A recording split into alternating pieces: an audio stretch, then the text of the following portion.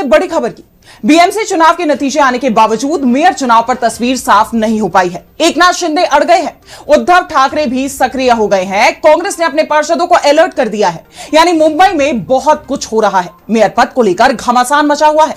उद्धव, शिंदे और बीजेपी की तरफ से दावेदारी की जा रही है। तो कैसे बीएमसी के नतीजों में फंस गया मेयर का चुनाव, देखिए इस रिपोर्ट में। महाराष्ट्र में निकाय चुनाव के नतीजों के बाद अधिकांश निगम में किस दल का मेयर बनेगा ये तय हो गया है, लेकिन मुंबई पर पेच फंस गया है। देश की आर्थिक राजधानी पर किसकी सत्ता होगी ये तय नहीं हो पा रहा है। बीजेपी सबसे बड़ी पार्टी बनी है, 89 सीटें जीती है, फिर भी वो बहुमत से 25 सीटें पीछे रह गई है। बहुमत के लिए 114 सीटें चाहिए। बहुमत के लिए बीजेपी को एकनाथ शिंदे से उम्मीद थी कि वो साथ देंगे, लेकिन शिंदे साथ की नहीं समझौते की बात कर रहे हैं। बीजेपी पर दबाव बनाने के लिए अपने 29 पार्षदों के साथ होटल में बंद हो गए हैं, सख्त पहरा लगा दिया है। सवाल उठ रहे हैं कि शिंदे किससे अपने पार्षदों को बचा रही हैं, बीजेपी से या फिर उद्धव ठाकरे से, क्योंकि जिसने भी शिंदे के पार्षदों में सेंध लगाई मेयर उसी का बन जाएगा। उद्धव ठाकरे ने तो बता भी दिया है कि शिंदे बीजेपी से डर रहे हैं। बीजेपी ने एक बार शिवसेना को तोड़ा था, सहयोगी दल तोड़ने में वो एक्सपर्ट है। एक बार फिर से शिवसेना को तोड़ा जा सकता है। इसके साथ ही उद्धव ने यहाँ तक कह दिया है कि शिंदे के पार्षद उनके साथ भी आ सकते हैं, क्योंकि शिंदे गुट से जो पार्षद चुने गए हैं मूल रूप से हमारी शिवसेना के पार्षद थे। उन्होंने ये भी कहा कि बीएमसी में मेयर हमारे गुट का बने, ये मेरा सपना था, भगवान की इच्छा से ये संभव होगा। इस बीच ये भी खबर सामने आ रही है कि शिंदे ने मेयर पद को लेकर एक फॉर्मूला बीजेपी के सामने रखा है। इसमें 2.5 साल की बात कही गई है। मुंबई में पहले 2.5 साल शिवसेना का मेयर हो, बाद के 2.5 साल में बीजेपी अपना मेयर बनाए, लेकिन बीजेपी इस बंटवारे के लिए तैयार नहीं है। लेकिन शिंदे को नाराज भी नहीं कर पा रही है, इसलिए देवेंद्र फडणवीस भी बीएमसी में बीजेपी का मेयर बनेगा ये नहीं कह पा रहे हैं। जब उनसे सवाल किया गया तो फडणवीस ने बस इतना कहा कि बीएमसी में मेयर महायुति से होगा।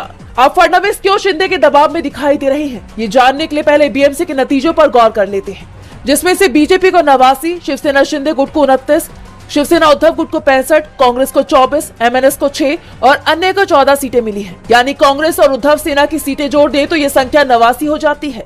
89 सीटें ही बीजेपी के पास है। ऐसे में शिंदे के पार्षद जिधर जाएंगे मेयर उसी का बन जाएगा। बीजेपी सबसे बड़ी पार्टी है, लेकिन इसका ये मतलब नहीं कि मेयर उसी का बनेगा। मेयर पद के लिए वोटिंग होगी, सभी 227 पार्षद वोट डालेंगे। पार्षदों पर किसी भी दल का व्हीप काम नहीं करेगा।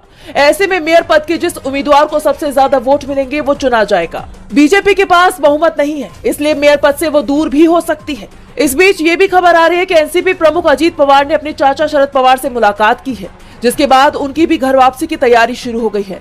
पर आखिरी सवाल बीएमसी का है, जहां की सत्ता बीजेपी के हाथ से दूर जाती दिखाई दे रही है। महाराष्ट्र में एनडीए सरकार खतरे में दिख रही है। इस बीच निकाय चुनाव की वोटिंग को लेकर एक सनसनीखेज दावा सामने आया है। बताया जा रहा है कि महिलाओं को मंदिर दर्शन करवाने का झांसा देकर बसों में भरकर पोलिंग बूथ ले जाया गया और उनसे वोटिंग कराई गई, जबकि महिलाओं को इसके बारे में कोई जानकारी नहीं थी और ना ही इस काम के बदले उन्हें कोई पैसे मिले। अब इसे लेकर महिलाओं ने एफआईआर दर्ज कराई है। इस पूरे मामले ने चुनाव आयोग और सत्ता पक्ष पर कई सवाल खड़े कर दिए हैं। देखिए ये रिपोर्ट। महाराष्ट्र में निकाय चुनाव के नतीजे अभी आए ही थे कि बीड की एक महिला के खुलासे ने पूरे राज्य में बवाल खड़ा कर दिया है। महिला का आरोप है कि हमें मंदिर दर्शन का झांसा देकर जबरन वोट डलवाए गए। महिला ने बीड पुलिस अधीक्षक को दी गई अपनी शिकायत में बताया कि उसे और गेवराई तालुका की कई महिलाओं को सेल्फ हेल्प ग्रुप की मीटिंग और जेजुरी के खंडोबा मंदिर ले जाने की बात कही गई थी और इसके नाम पर उन्हें 4 बसों में भरकर पिंपरी चिंचवाड़ लाया गया, लेकिन वहां उन्हें मंदिर के बजाय सीधे पोलिंग बूथ पर ले जाकर खड़ा कर दिया गया।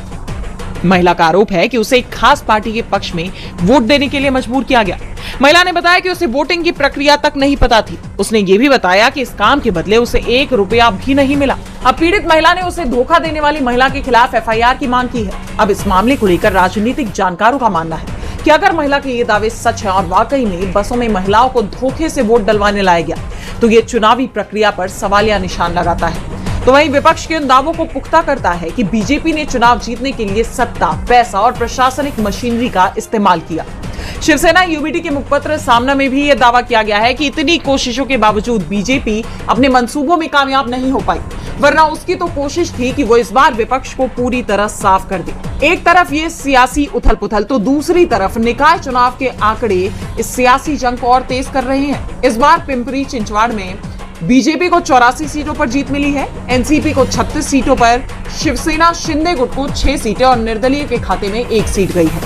पिंपरी चिंचवाड़ को एनसीपी का गढ़ माना जाता है और यहाँ शरद पवार और अजित पवार की एनसीपी ने मिलकर चुनाव लड़ा था। चुनाव से पहले जो सर्वे सामने आ रहे थे उसमें एनसीपी की जीत का ही ऐलान हो रहा था, लेकिन चुनाव के नतीजे बिल्कुल ही अलग आए हैं। ऐसे में सवाल चुनाव पर उठ गए हैं। महाराष्ट्र में चुनाव आयोग मुश्किल में दिख रहा है तो बंगाल में बीजेपी की मुश्किलें बढ़ती दिखाई दे रही हैं। पश्चिम बंगाल में जारी चुनावी हलचल के बीच सीएम ममता बनर्जी और सीजेआई सूर्यकांत एक साथ एक ही मंच पर दिखाई दिए। इस मौके पर सीएम ममता ने सीजेआई से बड़ी अपील की। उन्होंने गुहार लगाई कि आप लोकतंत्र, न्यायपालिका और देश को विनाश से बचाएं। इसके साथ ही ममता ने और भी कई बातें कही जिसे लेकर अब चर्चाएं तेज हो गई हैं। देखिए ये रिपोर्ट। पश्चिम बंगाल में विधानसभा चुनाव से पहले राज्य का सियासी पारा चरम पर है। इस दौरान कलकत्ता में सीएम ममता बनर्जी और